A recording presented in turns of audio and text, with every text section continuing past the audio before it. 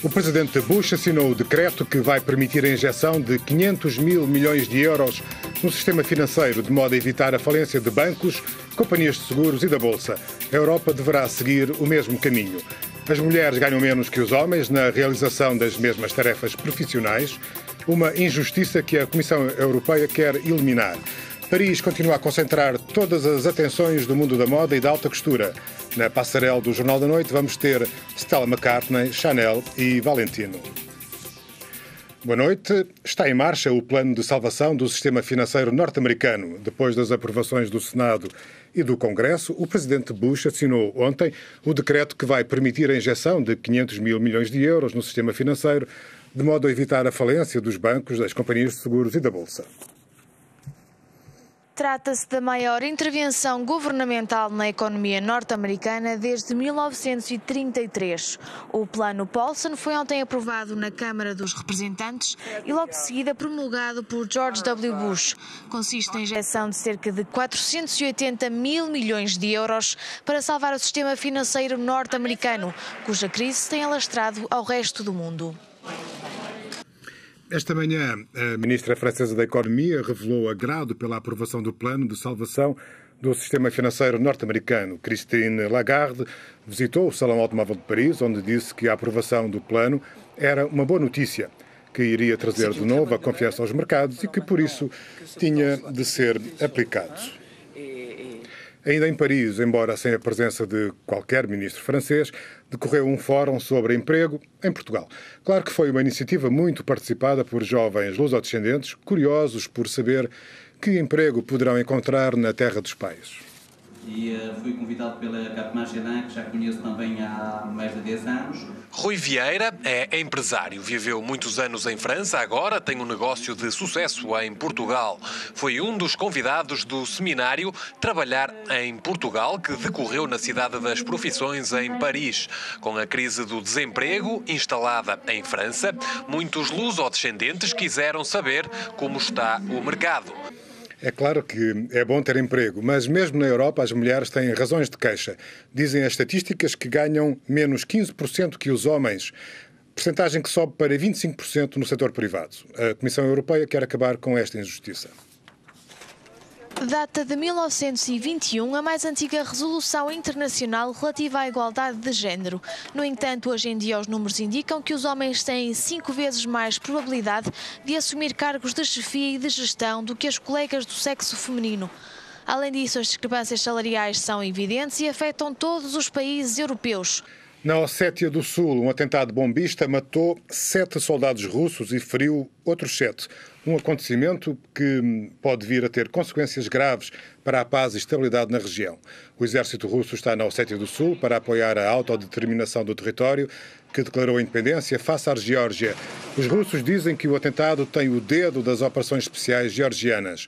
Na região está uma força policial da União Europeia com a missão de observar o cumprimento do acordo de cessar-fogo obtido em agosto, depois de 5 dias de combates entre russos e georgianos. Na Bélgica, funcionários da alfândega detectaram e apreenderam medicamentos falsificados que se destinavam ao mercado africano.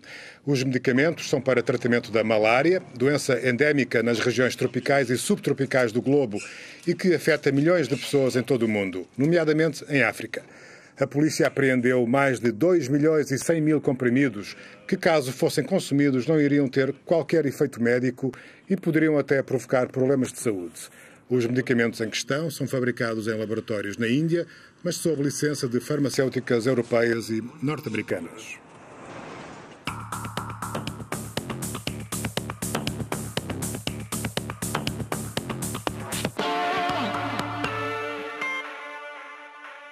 Boa noite. Na semana passada falei de alguns problemas que estão atualmente no topo da atualidade. A grande crise económico-financeira de algumas instituições de crédito nos Estados Unidos. Queria voltar hoje ao tema porque a situação agravou-se para eles.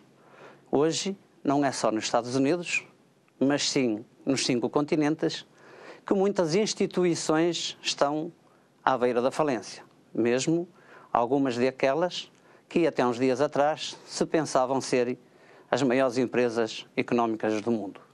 Seja qual for o desfecho da história, o capitalismo provou que não é futuro para a humanidade. E prova que todos aqueles que lutamos por um mundo melhor reforça a nossa posição. Nós dizemos que um outro mundo melhor é possível, mas cada vez mais é necessário e urgente. Obrigado pela atenção e até para a semana. Boa noite.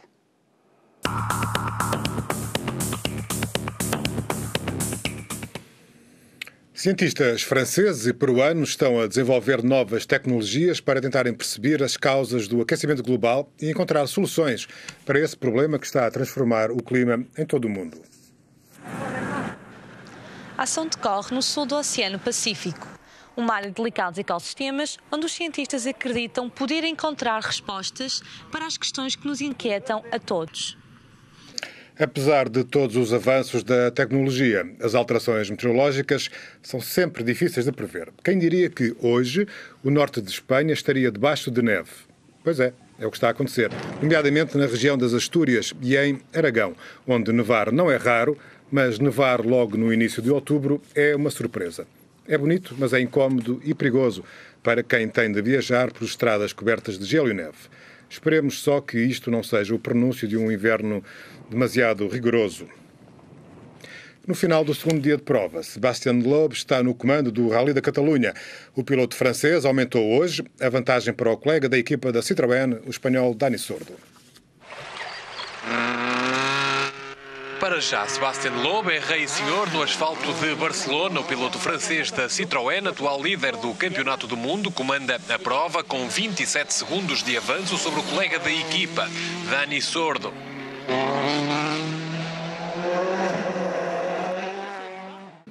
Quem gosta de ver automóveis gostaria de certo de ir ao Salão Automóvel de Paris, onde estão a ser anunciadas todas as novidades do setor para o próximo ano. A CLP-TV acompanha diariamente o salão e hoje começamos por lhe mostrar o que a Fiat tem. Se o tamanho do carro espelhasse a importância que ele tem em termos de vendas para a empresa, o Fiat 500 seria assim. De facto, o Fiat 500 tem 3,50 metros, mas a sua importância no mercado automóvel é enorme e, portanto, as suas vendas assim o provam, a sua importância do ponto de vista de imagem, a sua importância do ponto de vista ecológico.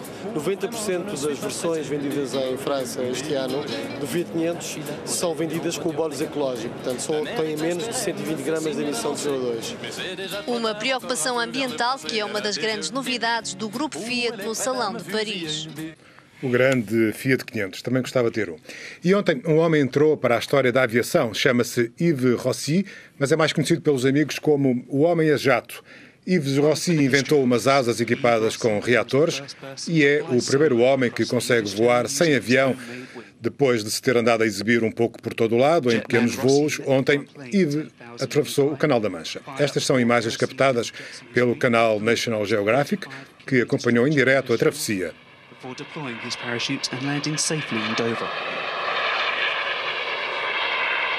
Para aterrar, o homem a jato usa um paraquedas. Ainda não é muito prático para se ir para o emprego, mas se o invento for desenvolvido, quem sabe se um dia não andaremos todos a voar por aí. Friday's weather held no such problems and the historic flight went according to plan. Whatever the jetman achieves next, for now he's firmly written himself into the pages of aviation history. Matthew Stock, Reuters.